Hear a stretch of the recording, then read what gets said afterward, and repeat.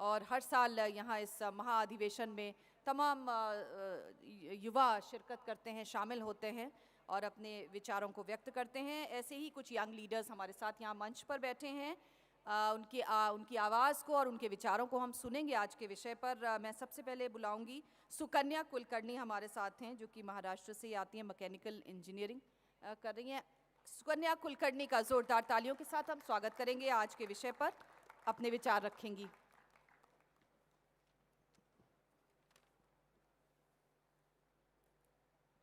Good evening to everyone present here.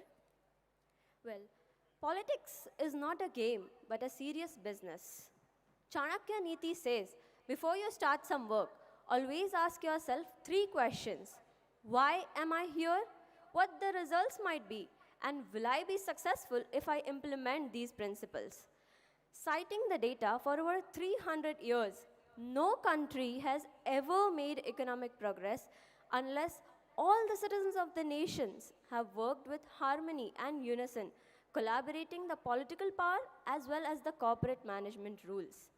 The first priority for every citizen and any government at the center states should be to bring back the confidence, to entrust enthusiasm, and to entrust the energy in each and every citizen of their nation. We, being the youths of today, love to be the excellent CEOs, MDs, country-level heads of the MNCs and N number of organizations. Then why not, my dear friends, gather experience from our political life and gather experience from our corporate life and implement it in our political career? What if we do that? It will be a best place to work, isn't it? We say, "Chodna yaar, system hi kharab hai." But then, in the case of company, can we do that? No. We have devised n number of tools like Kaizen, wherein Kai stands for change and Zen stands for good. It is a Japanese word. If we have implemented Kaizen, 5S, 6 Sigma, Zero Defect, n number of such practices in our organization management, my dear friends, why not implement it in politics and make it a better place to be in? We have to implement these planned strategies for the skywalk success by burning the midnight oil. Well, this is what differentiates the corporates of today from the politicians. We have to have the desire, the actual enthusiasm to implement the policies. We have n number of files and cases and bills pending, like the GST bill, the land acquisition bills, and many more. Had these bills passed on time, it would have been beneficial not only to the corporates of today, but to each and every citizen of our nation. The passion of implementing the planned strategies for skywalk success is what differentiates. Well, my dear friends, to succeed either in politics or in the corporate world, you have to have the determination. Lastly, I would like to conclude by repeating the lines once said by our Prime Minister, Mr. Narendra Modi, which say, "माना कि अंधेरा घना है, माना कि अंधेरा घना है, पर दिया जलाना कहाँ मना है." धन्यवाद। बहुत बहुत शुक्रिया। दिया जलाना कब मना है, और यहाँ से एक नहीं कई दिए हम यहाँ प्रज्वलित करते हैं जो अपनी रोशनी फैलाते हैं। बहुत बहुत शुक्रिया। स्वागत, अभिनंदन भारतीय छात्र संसद के मंच से सुकन्या कुलकर्णी का। बहुत बहुत शुक्रिया। और अब अगले छात्र जिनको हम आवाज़ दे रहे हैं वो हैं उमर उस्मानी, जो कि नेदरलैंड से आए हैं और MIT में एक डेलीगेशन SOM कॉलेज का, वहाँ पर उमर उस्मानी नेदरलैंड से अपनी बात रखेंगे। Good afternoon, everybody. First of all, I would like to thank everybody for this great opportunity, and I'm really privileged and honored to be here. My name is already mentioned. I'm Omar Osmani. I'm from the Netherlands, from the Free University in Amsterdam, and I would like to share some of my experience with you regarding how I see the corporate life through the eyes of a student. And I would like to start by saying, I believe that we as students can also contribute to democracy by choosing the research that can add the most value in governance and as well as in corporate. Starting first, in the Netherlands, I did my research in the corporate sector, in a corporate company. The corporate sector is a hot topic for discussion in the Netherlands because it's often debated whether the corporate sector adds positive whether it has positive influence on democracy or not. In my view, the corporate sector can and often does have positive influence, have positive influence on the democracy. Let me explain from my own experience. And I mean, my research was on a topic of value-based healthcare. As already mentioned, it's also introduced by the Harvard University professor Michael E. Porter. Value-based healthcare is focused on patient-centered care and on patient value in healthcare. To gain more knowledge on that, I interviewed several top medical specialists in the Netherlands to learn more about how they add more value in their clinical practice, but more importantly, how they can improve it. My research resulted in a business case, and my recommendations were not only implemented by the Dutch hospitals across the Netherlands, but also by the insurance companies that collaborate with the company I was doing the project for. And it even reached the Dutch Ministry of Health and Welfare. But although my contribution was merely a drop in a vast, vast, vast ocean, it did have its ripples all over on national level. India is a multicultural country with a huge, huge population. So I would like to imagine, just imagine, what the impact may be of millions of drops on the democracy. In this, I see many future leaders, current and future leaders in this hall. And I believe that if they gather their passion, compassion, and innovation, to cite the words of Sir Marshall Kaur, who spoke here yesterday, I believe that the democracy as I know it, as Europe knows it, and as the world knows it, will be elevated to new heights. For me, it's amazing to witness that the Indian youth is offered this platform for their ideas and values to be shared. And I'm truly looking forward to the future of India and of you all. Thank you. Shukriya. Assalamu alaikum. Thank you very much Umar उस्मानी।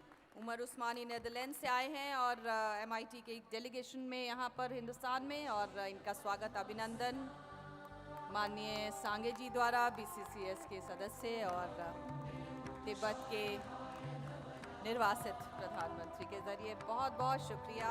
और अब हम आवाज़ दे रहे हैं भार्गवी महाजन को, जो कि law के स्टूडेंट हैं। उनसे हम गुजारिश करेंगे वो आएँ और आज के विषय पर अपनी राय रखें। A very good afternoon. Let us start right at the beginning. The dawn of civilization saw man as a wanderer. With time came concepts of society. With the rise of kings and kingdoms came concepts of governance. And today we see democracies around the world, of the people, by the people, for the people. In today's world, economic superiority has become the cornerstone to measure development. And the fuels in the engines of economics are nothing but the corporates in a country. Therefore, I stand before you today to discuss political governance through the eyes of corporates. Undoubtedly, the managers of our country must be congratulated on many counts. For instance, P.V. Narasimha Rao is responsible for single-handedly dismantling the license Raj era and opening the doors of liberalization. The government's sincere efforts towards women empowerment are seen through the mandate of women representation in the board of directors of companies.